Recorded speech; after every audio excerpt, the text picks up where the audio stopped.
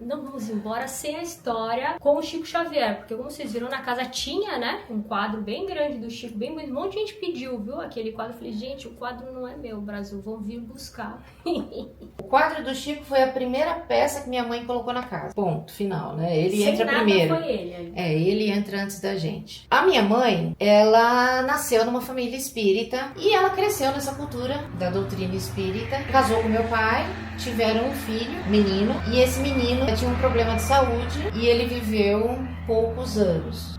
Outra coisa que meu pai gastou tudo que tinha para poder fazer o tratamento dele no hospital, pagar, porque naquela época não existia convênio médico, né? Você tinha que pagar. Então eu lembro que ele fazia rifa de relógio, ele contava que fazia rifa de tudo que ele tinha imaginar para levantar um dinheiro para fazer os tratamentos dele. Mas o meu irmão faleceu com 6 anos de idade. Nossa, ele tinha 6 anos, Denise. Eu achei que ele tinha menos. Não, foi com 6. E a minha mãe, claro, meu pai também, nossa, ficaram super abalados. Eles queriam ter mais filhos, mas eu acho que o emocional da minha mãe ficou realmente fragilizado e ela não conseguia segurar as gestações. Porventura, aconteceram. Naquela época, do final da década de 60, o Chico já era muito famoso. Ele já era muito conhecido. E ele morava lá em Uberaba, Minas Gerais. E existia já o histórico daqueles monte de mães, que inclusive depois fizeram o filme, Mães de Chico Xavier, né? Que iam pra lá, pra tentar receber psicografias dos filhos. Alguma mensagem, né? Falecidos, né? Todas indo nessa esperança. Minha mãe ouviu essa notícia, essa coisa, passou na televisão, inclusive. E a minha mãe começou a falar pro meu pai, eu quero ir pra Uberaba. Eu quero receber mensagem do Rubinho. E aí ela começou a ir, mas não era assim, esporadicamente, aleatoriamente, era toda semana. Todo final de semana ela ia. Meu pai trabalhava durante a semana, quando chegava o final de semana, eles iam na sexta mesmo e ficava lá até o finalzão do domingo. E nisso se passaram 3 anos. Foi bastante tempo indo direto. Foi muito tempo, porque ela não queria perder essa esperança da mensagem do meu irmão, mas nesse inteirinho essas gravidez aconteciam, mas não seguiam em frente. Ela não comentou isso com o Chico, da situação difícil de gestação. Mas ela foi ficando cada vez mais próxima dele, devido à frequência que ela ia, que ela chegou a virar papéis para ele psicografar. Ela ajudava ele quando ele estava psicografando, né? Virando as folhas de papel, né? Apontando lápis, pegando lápis e tal. Um belo dia, conversa vai, conversa vem, nos intervalos de uma coisa ou outra, ele chamou ela de canto e falou: Lourdes, minha amiga, eu tenho uma missão de te dizer, pela palavra dos meus mentores, que o seu filho está muito bem. Você não tem por que ficar preocupada com ele, fique tranquila. Mas eles também estão pedindo que você precisa ajudar a sua filha a vir para o plano encarnado aqui conosco. Ela parece que está tentando vir e não está conseguindo. Ele não quis falar de outro jeito, né? Eles estão pedindo que você atente mais a esse momento da sua filha e deixe passar, distanciar o momento do seu filho, que eu acho que isso vai ajudar que a sua filha venha. E ela acha que vai trabalhar com livros, ela vai fazer palestras. Nossa, chegou até a falar isso? Ela ficou assim, né, minha mãe? Filha? Filha. E aí ela foi, acho que, sei lá, conseguiu se organizar dentro de si mesma, né? E aí ela conseguiu segurar a gestação, finalmente. Minha mãe deixou eu crescer um pouco, muito pequenininha, ela não me levou em Uberaba. Aquele movimento de era Uberaba cheio, né? Era sempre cheio. Então passaram-se alguns anos, o Chico foi me mandando os livros. E aí um belo dia eu fui, que foi o dia que ele foi aqui nesse abacateiro, que eu fui conhecê-lo. E aí aqui você tinha que passar numa ruazinha com várias casinhas de porta na calçada, e aí chegava no tal abacateiro e ele ficava lá um tempo dando um pacote de pão para as pessoas, vários pãezinhos e dinheirinho, um pouquinho de dinheirinho, e falava algumas palavras para uns e outros, né? Até que isso terminou, demorou, e eu não fui até lá propriamente, eu fiquei nessas casinhas e parei ali numa parede ali e fiquei, falei, mano, deixa eu acabar isso daí, né? Depois eu vejo. Muito cheio, depois eu tenho. Muito cheio, entenda? Nossa, o show do Maracanã, né?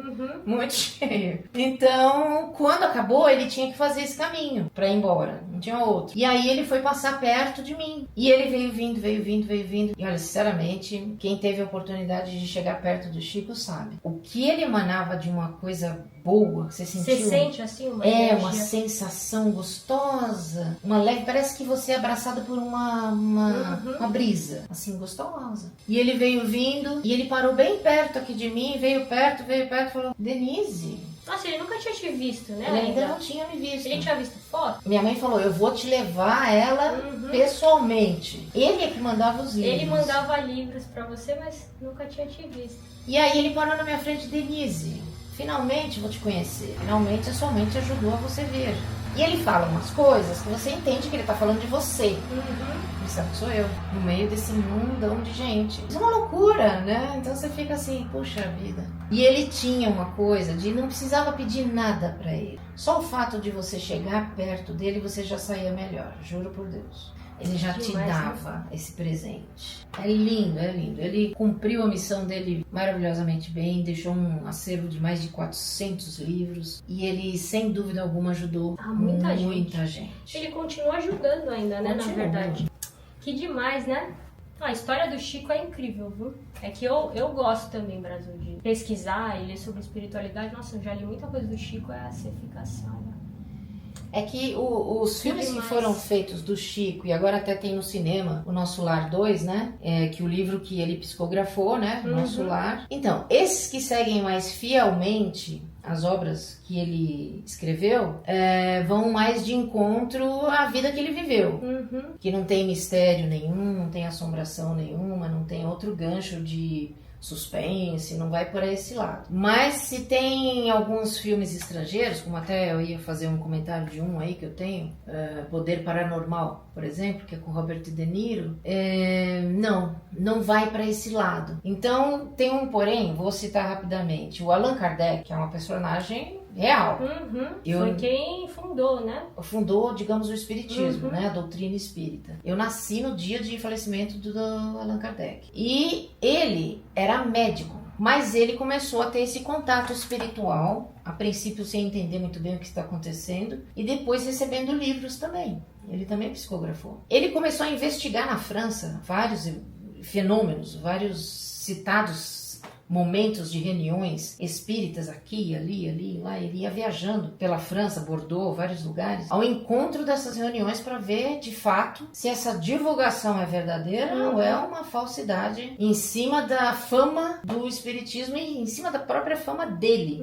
Então, desse filme Poder Paranormal, por exemplo, faz uma coisa ficção mais, assim, de mistério, terror, suspense em cima de uma verdade que pode ter acontecido. As mesas girantes são o nome desse fenômeno. Mesas girantes. Então a pessoa faz uma reunião espírita, as pessoas estão ali reunidas numa coisa positiva, pensando em Deus e tal, estão com as mãos na mesa e de repente essa mesa começa a mexer sozinha.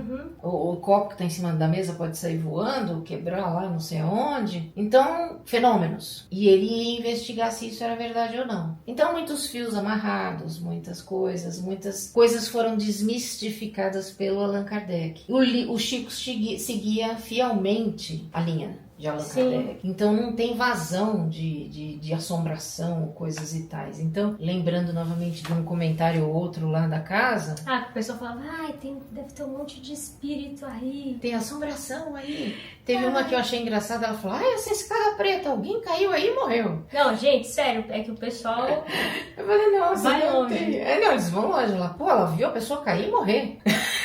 Caramba! Não, gente, não teve assombração. Pelo contrário, teve uma atmosfera positiva, bacana, de muito amor, né?